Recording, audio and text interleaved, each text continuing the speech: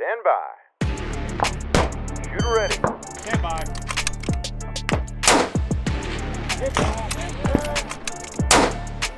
All right, round two.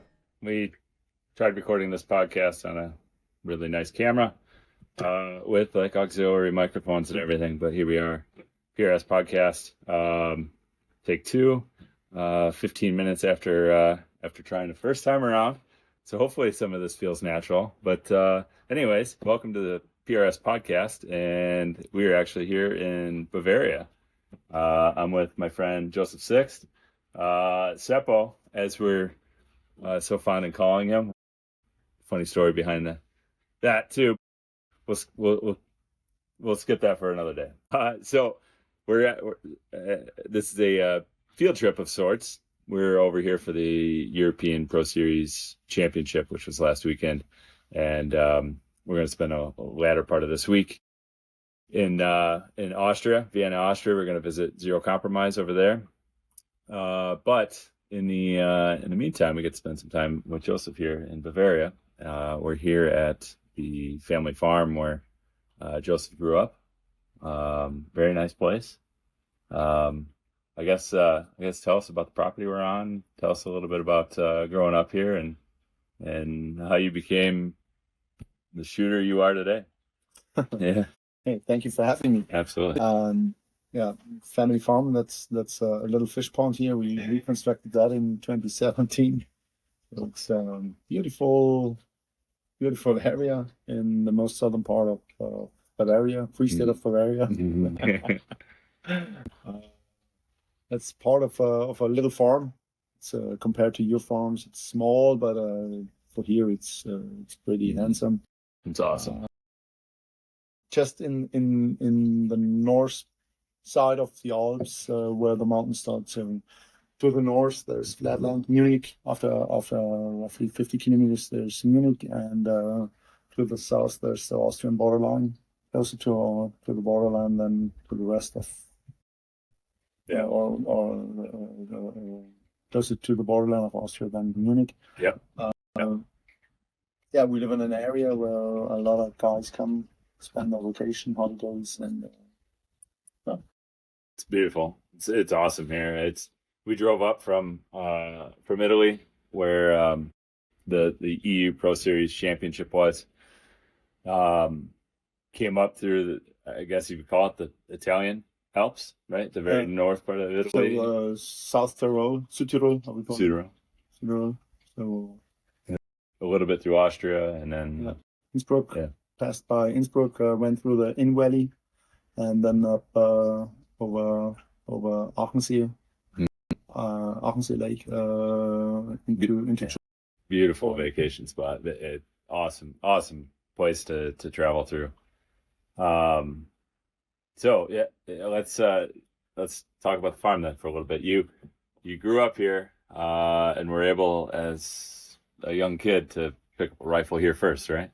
I mean, I grew up with 4 brothers, 1 sister, and we live on, our farm is on the edge of a very small village. So we haven't had a lot of rules. My father's saying was a rule, probably the only rule, and the other rule was don't get caught. Right. We grew up pretty free, I would call that. So we got in contact during that time pretty soon with rifles and shooting. Yeah. So air rifle shooting, 212R shooting, my grandpa's hunting rifle shooting. Yeah. So 8 to 9 years, I would say 7, 8, 9. After that, we started using guns. Yep. For fun. Yes. Yep. I just saw a fish surface here a second ago. Trouting. That's awesome. We have a fish order here. Yeah. Who killed probably most of the fishes inside here. Okay. An otter. But they are protected. Not from the otter. Or the otters are protected. The otters are protected, and if you get caught killing an otter, it's probably worse than something really bad. So they for sure take away guns, right? 100%. Yeah. If you get caught killing an otter, your guns are gone. Oh boy. That's Germany now. That's part of it. Yeah. But back when you were a youngster, you could, Yeah, things were more free. Right? yeah, they were not as restricted as nowadays. I remember getting my first pistol in '99. Yeah. Shot on the farm with my girlfriend there on a concrete wall, and all the neighbors were mowing the gardens, and nobody took care about it. Nowadays, if that would happen 2 minutes later, the police would be Yeah, if you're out shooting, the police would show up. Yeah, immediately. So different time. That was 35 years ago. Yeah. I mean, not 99, but even 25 years ago, it was different than it is nowadays. Dang. It seems like they're scared about guns and stuff like that. We had this conversation a couple of days ago during our ride up here. It's different to what you guys have.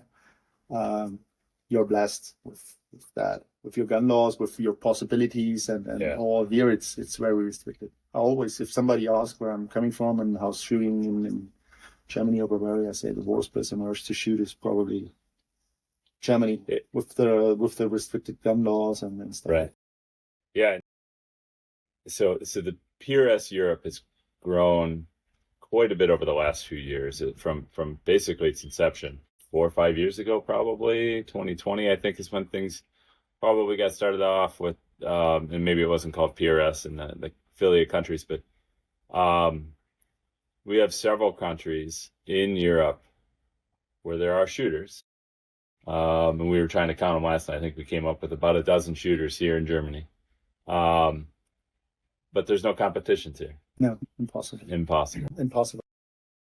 For an example, as the Ukraine war started in 2022, right? They kicked off all the civilian users and even police, federal police and customs from the army training ranges. Yeah. The only place you can shoot long range in an open field with wind influence. So for years there was nothing. Last year in October we started to use one single range. I think every 3 months, every 6 months, we are allowed to spend 1 day there, and it's one direction. Build up your targets, do whatever. Use it as a training day, and we have ranges. We have ranges 300 meters out. Mainly this kind of military ranges where there are wind blockers. There is no influence of wind. You know it better than me. To a long end of sport, the wind is part of it's the a game. big part of it, right? So you got to kind of train in that condition. Yeah. It's remarkable to see how far shooters like yourself have come in this sport without having the ability to just go shoot, right? Like in the United States, there's so many ranges, and even Wisconsin, one of the ranges that I am a member of 2 ranges. One goes out to 200 yards, but it's high berm, straight, right? I like to go zero my rifles there. There's almost zero influence from wind. And we have another range that goes out to 660, and it feels really restrictive, because being a member there, and I'm a certified range officer, safety range officer, whatever it is, I have to 24 hours in advance let basically the club know that I'm going to open the long range. The States, Wisconsin. I got to let them know I'm going to do that. Okay. The alternative is I have to shoot through big concrete tubes, right? Okay. So the option is either I show up whenever and I shoot through the tubes, or alternatively I open the range, and now it's free to anybody to, any other member to come and shoot long range, which that's as bad as it is for us. And that's 660, yards. Would be great to have that possibility. I mean, right. Yeah. I would give something. Yeah. I mean, we have the areas and stuff like that, but I always say, especially in Germany, if it's loud, it must be dangerous. It will be forbidden. Yeah, it will be forbidden if it's loud. If it's loud, as a dirt bike riding. Right. I mean, I grew up with horses back home. Yeah. And with 5 boys, there was a time we had more dirt bikes on the farm than horses. Yes. For a reason. And I mean, don't get caught. There's a lot of stuff we do in the United States. Don't get caught.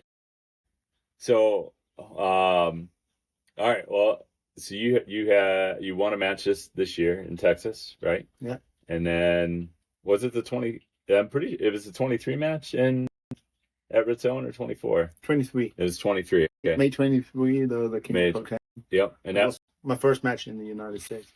first match in the United States. And I Accidentally, again. no, yeah.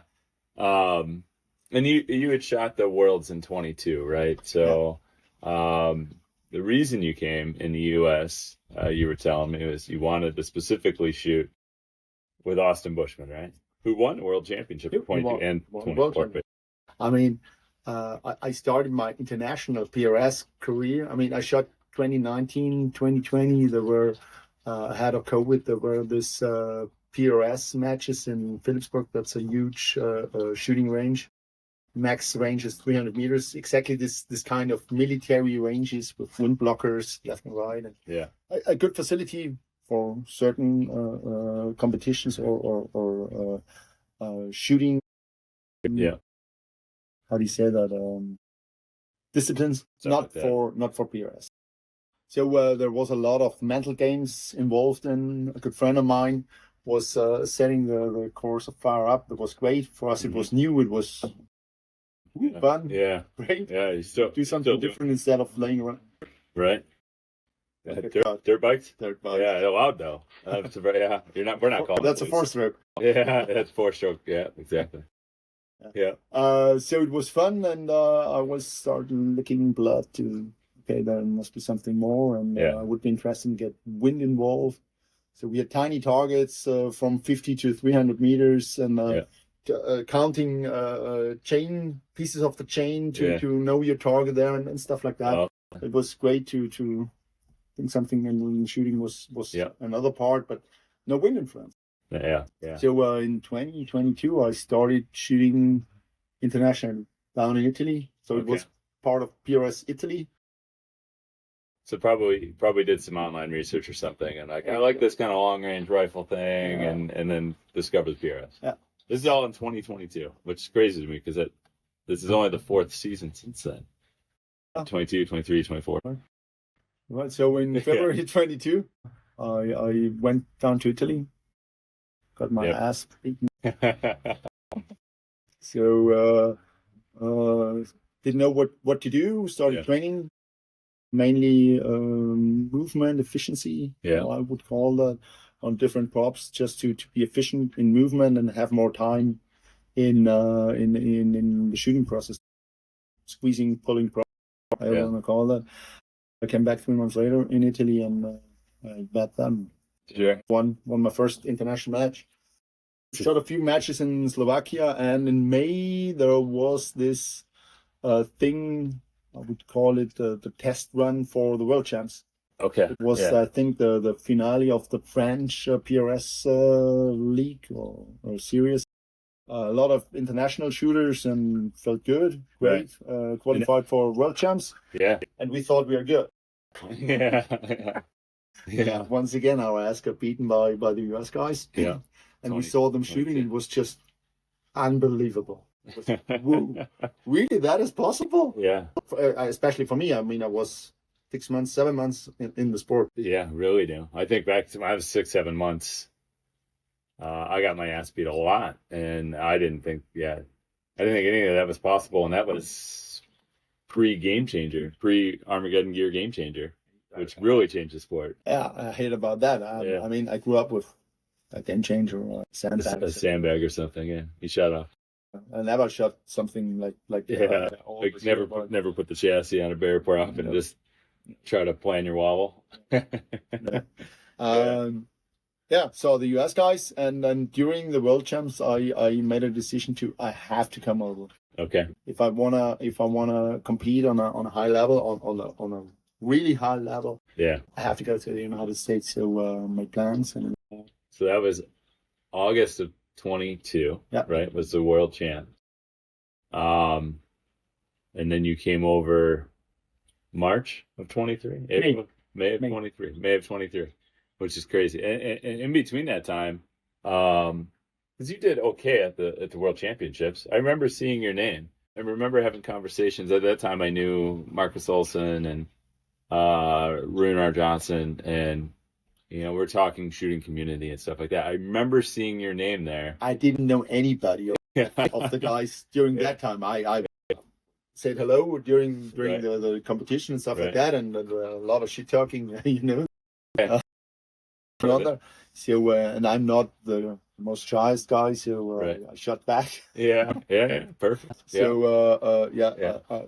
I recognized them there and Yeah. then me, and I think I finished somewhere 30. Yeah, pretty good. Somewhere Yeah. around 30. Yeah, But I was highly impressed by the performance of you guys. The cold-blooded shooting you guys showed. It was just, what the heck? yeah. I know he had the pressure on. For example, Austin Bushman had to his clean the last stage. He had to clean it. You could. Cold-blooded, he cleaned it. He didn't. Yeah, not nervous at all. But At least outwardly, he wasn't. Yeah. it's just, it was done. Okay, that's part of the task. Yeah. Okay, this is it. Okay. Great. So, No emotions. So you come over a few months later. It was the King of Cold Canyon, Raton, and we're able to squad with Bushman too, right? Luckily, however, I figured that out. But there was a spot open in Bushman's squad, and didn't know anybody else. I mean, Right. I know Austin Regain and Morgan King, and I said I want to be with one of the best. And Bushman, That's who you get squad with. And at the end of 2 days of shooting, you're tied with Austin Bushman for the win. You keep saying accidentally, but like you don't accidentally. During that time, I would say, I mean, to be honest, I stepped over. I did not know what to expect. I know what the level of this highest level shooters was. Yeah. So from the mindset, I came over, and I don't have to prove anything. I can't shoot anything Just here or for show anything. I'm just here for the experience, for getting a closer contact to people like that.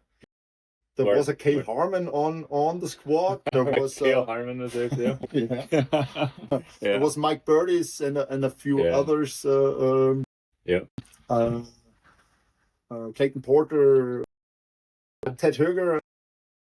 Maybe, all names I didn't know them. And the first day was just, who are you?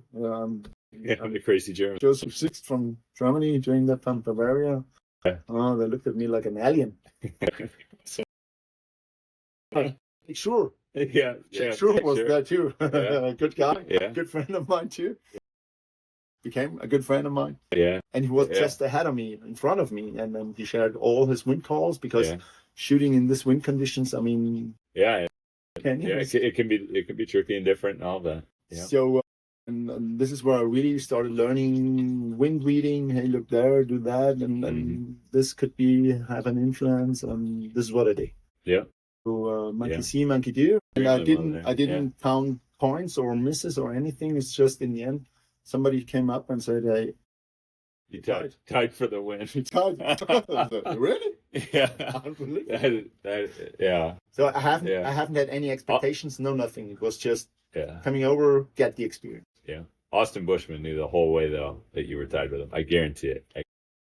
He's the kind of guy where you know where everybody else is at. During that time, I haven't had a feeling for that.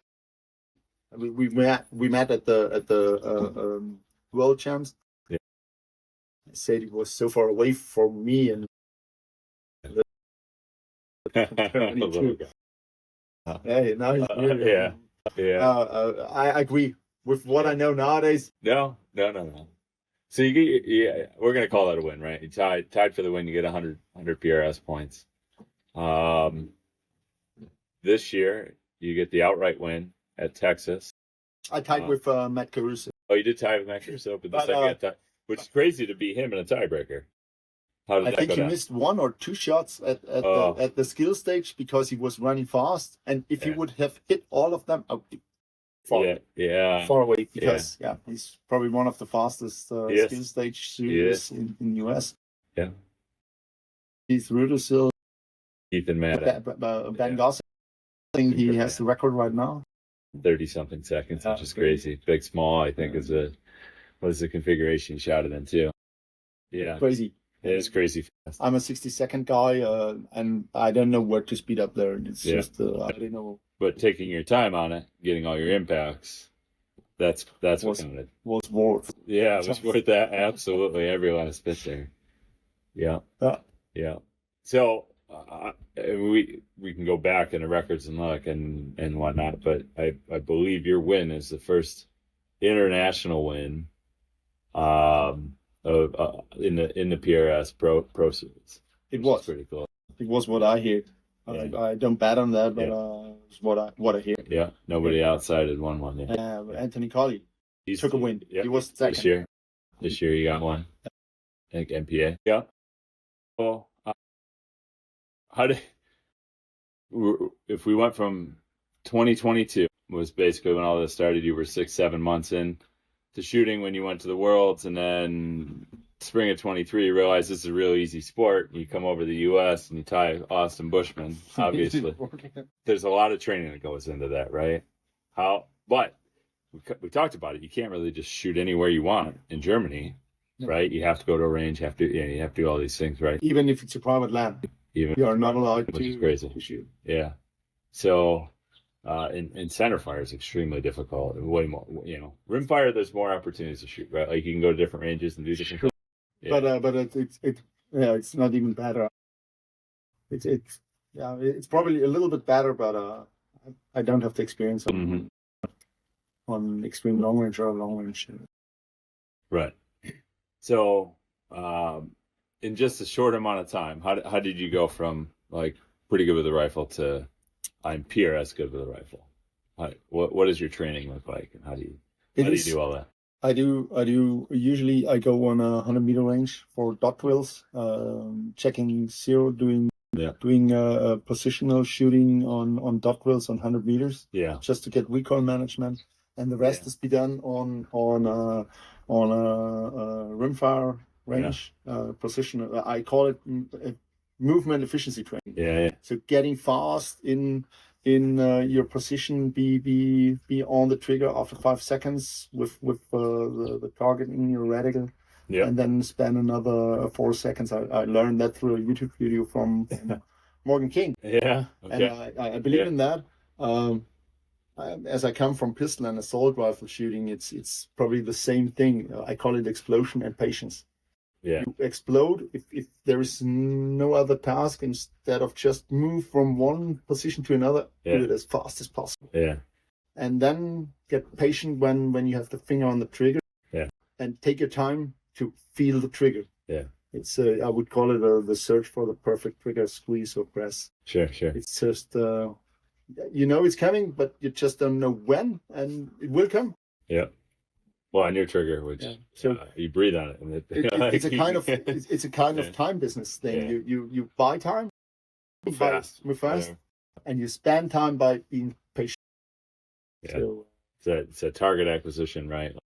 Moving into a position and being 100% ready to go, and then like everything slows down. I use since the beginning. I use a red dot on top of my scope. Yeah. Because for me it's just so natural coming from over the scope through the red dot. There it is. Yeah. And I know exactly it's in the scope, in the reticle. Yeah. Somewhere left, right. As soon as it's somewhere in the glass, close the bolt, finger on the trigger, and then find just settle down. Yeah. Settle down. And you train doing that with rimfire. Yeah. Yeah. Lots and lots of rimfire. It's exactly the same for me. A lot of guys have another opinion. For me, it's exactly the same, because the only thing you miss is the recoil. Yeah.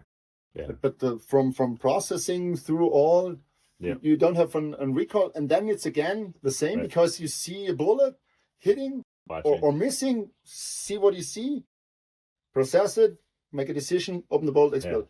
Yeah. Or start exploding by opening the bolt. Yep. Get away to the next. Move on. Yeah. So the only thing, in my opinion, you miss is recoil. So you can do that at dot drills, 100 meters. You will. Yeah. This is how I did it over the last couple of years. That's crazy. So for everybody listening, and I think in the United States anyway, like I came up with excuses for not going to shoot at our 600-yard range. Right? The excuse like, oh, I got to call and open it up. I got to do this and that, or whatever. But like, we probably all have easy access to 100 or 200 yards, meters, depending on if you're in Europe, which is, adequate for shooting. It's more than adequate for wanting to shoot positional, efficiency of movement, like you say, right? And especially if it comes to if you're able to shoot 100 meters with a rimfire outside and there's windy conditions, I mean that gets tricky. You get misses depending. I mean, I got a Remix. Then somewhere in the going on, I bought myself a Remix with a TS Customs barrel on that. 100% copy of my centerfire gun. So you get all the same feel and everything. Yeah, everything. You won't believe what happens with a 40 grain bullet on 100 or 105 meters if the wind is there. What's the impact? Yeah. So you measure it, you processing it, and make a decision. And make a correction. Then a second shot or move on and do it while you're on the move. Yeah, it's a good point to reiterate, right? Like that. I said the only thing you miss is recoil. It's recoil. That is easy. You can just push it with your finger and pull the trigger. There's the movement. Yeah, there is none. Yeah. I find myself when I shoot rimfire, I get really lazy. Yeah. Actually, what I find myself is like, the first few shots, I'm still really aggressive, like anticipating all this recoil, and the reticle's moving all around and all that, and then it's like, no, you can come off the rifle a little bit, let it settle in, take the shot, watch the bullet. Yeah. But that is, I mean, I came up with that. It was a theory. I trained a lot with seared guns. Yeah. Seared bolt, seared pistol. Yeah. That's a laser guided or a laser pistol. Yeah. It's exactly the same. Yeah. No recoil. No recoil, and it can make you so freaking fast and precise. Yeah. I figured that out during trainings with officials. Yeah. You only have to trust your instincts. Yes. If you in the beginning when we started, I think it was in 2015, 2016, some 2014. Yeah. We started using seared pistols. Yeah. And after 4 weeks, we thought, there's fabulous times. That's impossible. Yeah. So we went on a shooting range, and after 5 minutes, trusting your instincts, trusting what you trained. Yeah. At the same time, it works. Even better. Yeah, even better. Yeah. It's still training. It's still training. It's grip and stance. What we call scats, and so you have to be fair on your, I call it advanced dry training. You have to be fair to yourself or true to yourself. Don't get lazy on grip stance and so on. And the same is here with a rimfire. Yeah. Don't start shooting. You can't shoot differently. No. Yeah, you have to use the same fundamentals. Right? Exactly. Yeah. So if you're true on yourself on that specific training, I think transfers over to centerfire. Yeah. And therefore, to get real recoil, it's once a week with centerfire, and then lack of abilities here, it's 100 meters. 100 meters. I'd love to have 300 meters or more. To have that available. Yeah, everybody wants, There are quite a few shooters that have that in their backyard and have that ability, and, it's good practice. Just can recommend it. How many rounds of rimfire do you think you've kind of average a year shooting? It became less in the first year. I think I shot around 45,000. 45,000. Just to get used to it. To drill it in. I don't have to think about it. Subconscious mind. Subconscious? Yeah, subconscious. Yeah. I don't have to think about how to knee down. It's just, it happens. It happens. Oh, well, sometimes I'm surprised how fast that go. When it was really all about. Yeah, you dial all that stuff in, right? And it becomes subconscious, and then it leaves all the time on the glass to kind of observe, right? Process what the conditions are. Yeah. And then make the best press. Yeah. Right. That's where you should be thinking, right? Everything else should just be. Exactly. And then therefore I started with this kind of training, and was mainly one-shot drills, and if I missed it was a two-shot drill, and there you go. back up again, and CC new obstacles Yeah. can be done. Every time I came back from a match, I Yeah. saw some freaky obstacle I want to train on. I build it, Build it and try it. tried it. Yeah. Just Yeah. better. In the beginning, especially here in Europe, we had all this wobbly Yeah. rope things Yeah. going on. So there was ladders with swinging inlets and stuff like that. I built that. I mean, Marcus Olsen at the, I think it was at the finale, at the French finale in May 22, he said, in real life, would you shoot from that obstacle, from this position? Why should we use it? Mm-hmm. I mean, just to, What are we bring testing? in luck in or yeah. So in the beginning, there was a lot of shaky, wobbly obstacles, especially here in Europe. Didn't find that in the US. Well, we had them in the U.S. It was just before your time. Yeah. Yeah. Yeah. I mean, we speak about precision rifle. Yeah. And not a IPSC precision luck involved freestyle running a chain. Yeah. The sport has evolved quite a bit in those regards, right? Where it, like when we went away from true KYLs, where you lose all of your points if you miss, on a big to small rack or whatever. It's all in the sense of just figuring out who the better marksman is, not who the luckiest marksman is, right? That makes it easy for me to understand. Yeah. It's not based on luck. Exactly. Sometimes there's some luck involved with windage. I call that sometimes. Yeah. Sure. Yeah. If all of a sudden everything lays down, Just switch it on or exactly when you shoot. Yeah. I mean, yeah. It is. There's probably some indicator out. You should have watched to react on. Probably. So it could be done. It can be done. Yeah. So You want another beer? By the I way, do. we are drinking alcohol-free Augustiner. it does say alcohol free. Just to make sure we... Yeah. Fantastic beer here in Bavaria. It's been a great visit so far. The food here is fantastic. I mean, I come from an English German background, and I don't think I can say these are my people. Like, I think that would be disingenuous. But I feel very at home here. Come on now, there we go. I've very much enjoyed my time here. We want to talk. Cheers. Gross. Yeah. That's good. Let's talk shop for a second. So, and no stranger to anybody here. I talk about being an engineer, my engineering background, quite a bit. Strong military background, right? Yes. So, yes. We were talking earlier when we thought we were recording, but on your 18th birthday, signed up for the German military. Yes. I mean, I grew up, I stayed on a farm, and since I think I was 12, I knew I wanted to be a pilot. Sure. Pilot. I was freaking lazy in school at that time. That'd have been Top Gun. And, I mean, during that time in end 80s, beginning 90s, there was a lot of air traffic going on. So helicopters, fast movers, stuff like that. I recognized them by the sound. So with 13, I went to a good friend of mine in his rigging shop. One of the if not the best parachute rigger in whole Europe is my neighbor. So I stepped in and I asked him, hey, what can I start parachuting? And his first words were, grow up.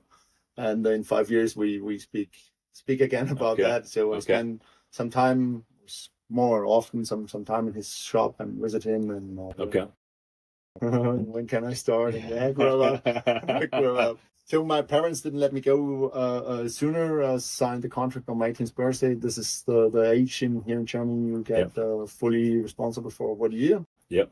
Signed the contract. That was in March 95. In January 96, so I started my military career. Okay. In a long-range reconnaissance unit. Part of that was static line jumping. Yeah. To get the full license. Yeah. So military career kind of evolves. I guess explain going back to parachuting and then sewing, right? I mean, that's a big part of where you're at today, right? Yeah. Buying a sewing machine. I mean, it was I mean, started long range reconnaissance, did my civilian freefall license, made a selection for German Army parachute team, went with Golden Knights, made an E6 course. They tried to send me to a medic sergeant course. I said no, I want to be staying as a long range reconnaissance sergeant. So during that time, that was the first. They built up a new unit. It's called the KSK. Yeah. It's a tier 1 unit for hostage rescue stuff like that, or special reconnaissance, direct action. Very cool stuff. Yeah, kind of. This is stuff they make movies and stuff about. This is very cool stuff. I did that course and finished pretty good during that time. Became second, and they asked me if I don't want to do a selection for. Yeah, stick around a little while. Yeah. So I came back to the German Army parachute team, Golden Knights, US Army Golden Knights. So we trained forward, backward. We in the United States, stay in Germany. Came back, told the leader, I have to go for a selection. Yeah. This is not what I signed for. This, and as a penalty, put me into this static line training course.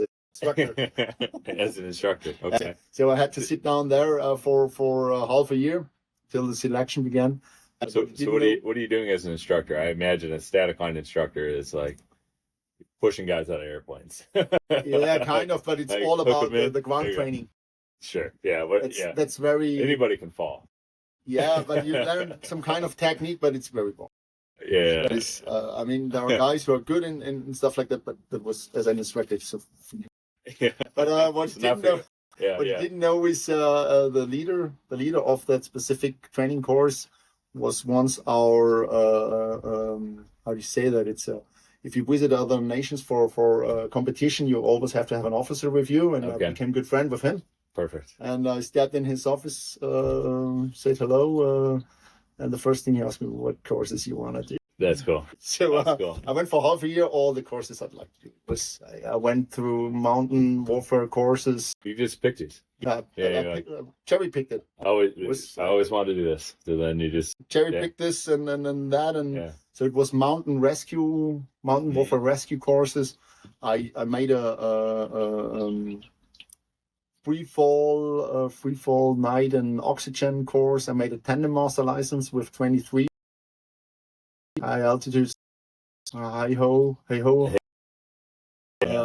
altitude oxygen, all involved. Tandem master license. So with 23, I think I'm still the youngest tandem master. That's cool. Yeah, at 23. And all that stuff. Made a selection afterwards. So got selected. Yeah. Did some stuff. Went in 2002, first time to Afghanistan. Okay. First cover. Met an Australian SAS guy. Yeah. And he had all this shiny equipment. That was ahead of plate carriers and Molly. And he had all this this shiny carry equipment for all his weapon systems. Rig system, chest rigs, and belt, all this, and we had that too, but we had to buy it by ourselves because our procurement system is pretty slow. Yeah, still is. Yeah. And I asked him, drinking a beer together in the evening, hey, do you buy it by yourself or you get it officially issued? He said, no, I have it. So I came back home. That was 2000. Came back home in 2002, end of 2002. Went to Hans, the guy I always penetrated with. Where can I start? The neighbor rigger. The rigger, and I said, there it is. And I asked him, hey, show me the first steps and so on. And he showed me all, and showed you how to stuff. From there on, it started creating my own equipment, starting doing my own designs, making my equipment better, so it could support me. The team guys saw it. Hey, can you do this, that? Yeah, sure. Yeah. So make the team better, make the platoon better, make the company, the squadron better. This is how it starts in sewing. Yeah. And I think, there's a lot of parallels to PRS, right? Like it's, sort of the birth of all the technology, call it in the mid 20-teens, where you have, bags for one, or, right, like everybody going from lighter weight rifles to straight taper barrels or no taper barrels, right? Like all of this sort of development, right? So like you're doing this because you want to be better at what you do, Yeah. and it required sewing, develop some chest rigs, belts, all of that, right? I mean, And then, during that time it was easy. Just look now, still nowadays. Yeah. Look at all the clothing we were wearing, backpacks, or whatever. It's Yeah. all soft. it's all soft goods. Yeah. Soft goods that you need a sewing machine. Yep. Most of the time. Yeah. I was a little bit blue-eyed during that time. It was fun. I mean, you Yeah. did it for the main reason was just to make the squadron better for the guys. Right. Were spread, came bigger and bigger. That's it. So you went from just your squadron, first couple years, like what do they look like? You ended up you making an official business, right? At some point in there? No, not really. I think it was in 2005 I decided to From the military. From the military. Yeah. I had other plans. We spent quite a time in Afghanistan all over, and I saw what other nations were allowed to do. Yeah. And that frustrated me, demotivated me, because I mean, we trained with them together. Yeah. We did see we are not worse than they are, and our government just didn't let us do what we trained for. Sure. Not with as a task. Accidentally, sometimes it happened. Yeah. But it was never ever that we did the cool stuff. It's my personal opinion on that, and that frustrated me. So I said, no, this is not what I signed for. I retire or step out. And this was in 2005. Somewhere in 2006, I stepped out. Is in the United States. It's high school or even a college degree in physics and mathematics. University, yeah. It's not a university degree, but it's the entrance card for going to university. Okay, yeah. Stuff in math and physics. I did that, and we had school ended at 1 p.m.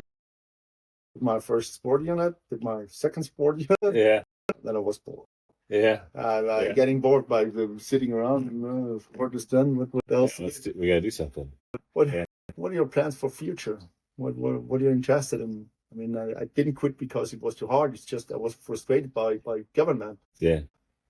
Seeing, I said, the U.S. guys, Tier 1 U.S. guys, raiding houses and complexes every night, and we are sitting there and listening to them. Yeah. Sewing. That's fun. Supporting troops, supporting our troops. Worked a small business out of that. Yeah. Had contacts.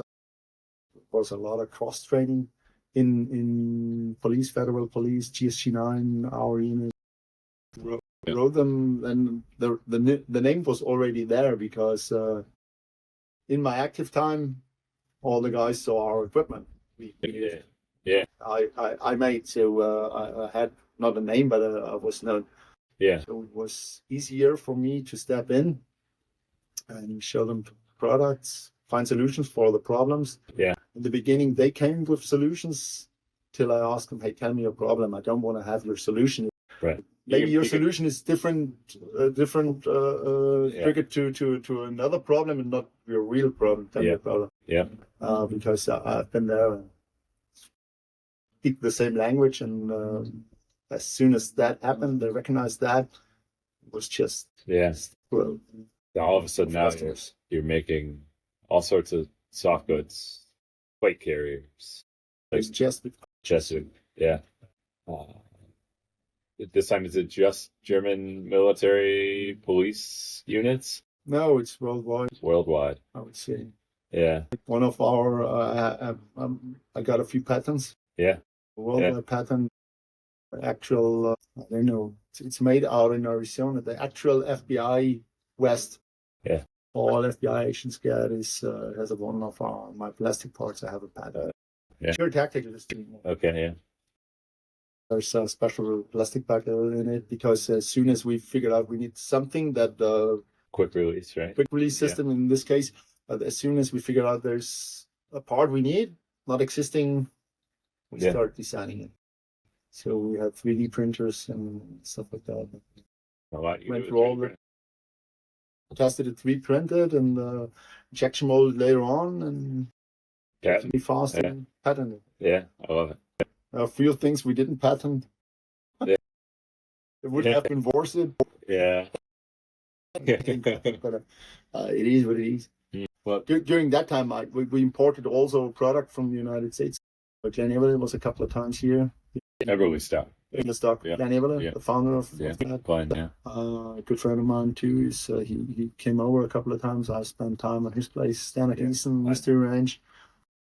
I spent 14 days there, and they actually in 2015 I spent 2 weeks there, and I got my hunting license here in Germany 2012. 2015 there, I came into long range hunting. yeah, yeah. Usually my favorite hunt is a driven hunt. I Sure. call it animation hunting. Yeah. Especially Yeah. boars get animated by dogs Yeah, to start running, and if they pass by, you can. Long range beyond 200 meters, hunting wise, was Yeah. just. I never was a sniper in the unit. I was an assaulter, Yeah. a breacher. It was not my Right. during that time, not my passion. Yep. Shot a pronghorn, 440 meters, Oh man, I'm hooked now. and I'm hooked. I was immediate. Yeah. So I called out to my former comrades, snipers. Hey, explain me. Yeah. What is this? What is that? How works this? Was lucky to run through some reserve exercises Yeah. into Todd Hartnett. Yeah. Spent a week with him. Learned a lot. Learned a ton. Yeah. Came up with in the beginning with a Blaser R8 and 300 Win Mag, Tremor 3, Yeah. Smith and Bender scope, and It's a fantastic rifle system. that is, but it's Straight pull action. it's too expensive for what I needed, and Yeah. 3 mag capacity. Yeah. So it's made for hunting, and it's a traditional hunting rifle, and I upgraded it with carbon stock and added. Yeah. I sold it. Meanwhile, I sold it. Yeah. It's not my style of shooting anymore. Anymore. So and I got hooked. Got into the Yeah. Long range shooting. long range Yeah. shooting thing, and I started with Todd Hartnett and accuracy first, Tremor 3. That was 2015, you said? Yeah, they did 16, 17, 16, 16. 15 was the beginning. 16, I did some courses. Yeah. With the guys. Met Todd. Got introduced, got trained a little bit, and did a lot of back home on shooting ranges, trying to figure out what's going on. Yeah. Went on some hunting trips for long range shooting, Yeah. Maine and elsewhere, and growing experience. And then 2019, this first PRS style matches in Phillipsburg. I was running a HK417 semi-auto thing. I haven't had anything else because on 300 meters with a 300 Win Mag, that's just, Yeah. or 50 meters, we had to hit matches with Yeah. little wooden sticks. So I decided, 300 Win Mag is just too much. That's Oh, interesting. sorry. 2009, I think you said, started the business, and that brings all these connections to get you into sort of long range shooting. Yeah. Recently, I would say it's really recently, stepped away from the business, and now it's focusing more on, well, I would say family and all that. I sold 3/4 of the company in December 17th, so beginning of 18. 17. I had to stay for another 4 years as a CEO. I decided in end of 21. Now it's enough. Yeah. I stepped back, and in 18 another CEO came in. Yeah. Worked with him for 4 years. Yeah, that's And that's a good amount of time. And in March, April 22, I stepped back as a CEO. Yeah. And I think as you were mentioning earlier, like anything you do, it's 150% in, right? That I'm burning hot. burning hot, exactly. Well, right at the same time you step away from the company and transition out, you discover PRS, and now I would say burning hot for it, right? I mean, last year you spent 8 weeks in the U.S., 6 weeks in the U.S., 9 weeks, 9 and weeks. another 5. Okay, you I separated, came back home. I came home for a little while. Came in beginning of April, came back in was mid of June. Yeah.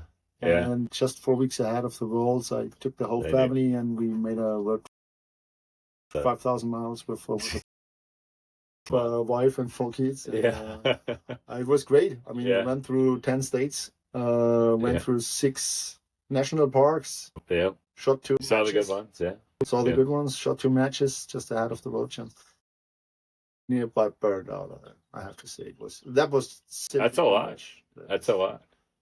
Yeah. I was really, how do you say, burned out on... Burned out, that's what we say, yeah. I always think, I mean, it's like a fantasy or an illusion or something that, like, if if I wasn't married, if I didn't have kids, like if I didn't have those rocks in my life, like I would totally be the guy that would have, I would be 1,000% in to shooting and have an RV with a whole reloading setup in there, and I would about that.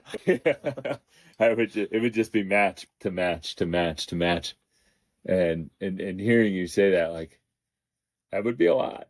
I bet I could probably make it about 6 months, and then I shot 8 matches in a row and did a JTAC course.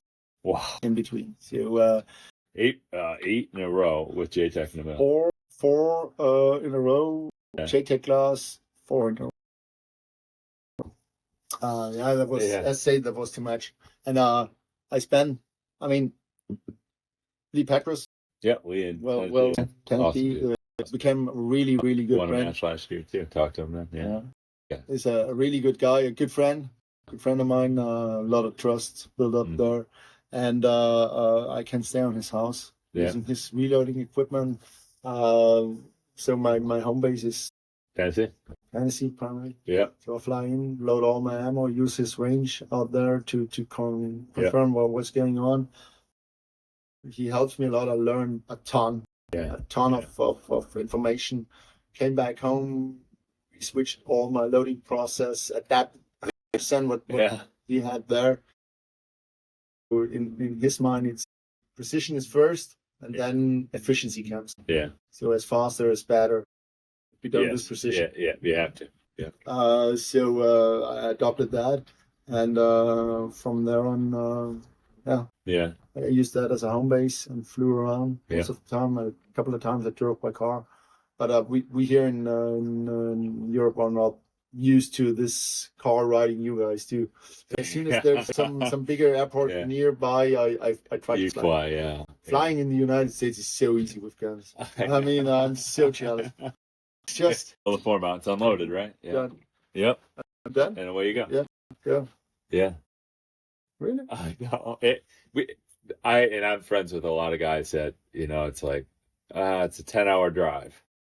Yeah, I think I'd rather drive that than to deal with having to fly with a firearm. Please come to Germany and try to bring a firearm in. Yeah, right. Good luck. Right.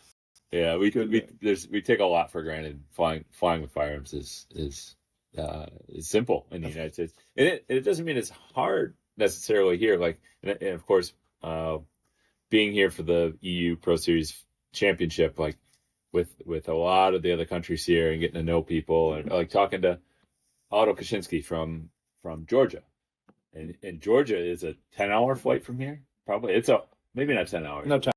I think 5. 5 or I mean it takes 5 hours to fly, most of the way across the U.S. Like, that is how far east he is, right? But flying in, talking to Otto, it's like, well, you just need to get permission, which usually is a letter from the police, and then of course you got to fill out your U.S. Customs Border Patrol form so you can get back into the United States, but.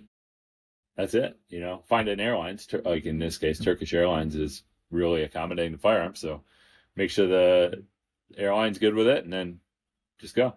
Like, it's really not that challenging to get in and shoot over here. And with as many matches as there are, or there were this last year, and the new ones being added, like, hopefully we do get to see more U.S. Pro Series shooters that say, hey, I'm going to go over there and get some more experience, shooting different. I mean, beautiful areas. Beautiful, The very level, yeah. the level of competition is growing Mhm. fast. It would not be an easy win, I'll say, for anybody to just drop into Europe and be like, "Oh, I'm going to get 100 points here." No, No, no. I think we'll see that in the next World Championship too. I would not be surprised to see a non-US shooter win. I mean, it was close on the last. It was. It It was. was really close. Came down to the last two stages, I think. Yeah. Yeah.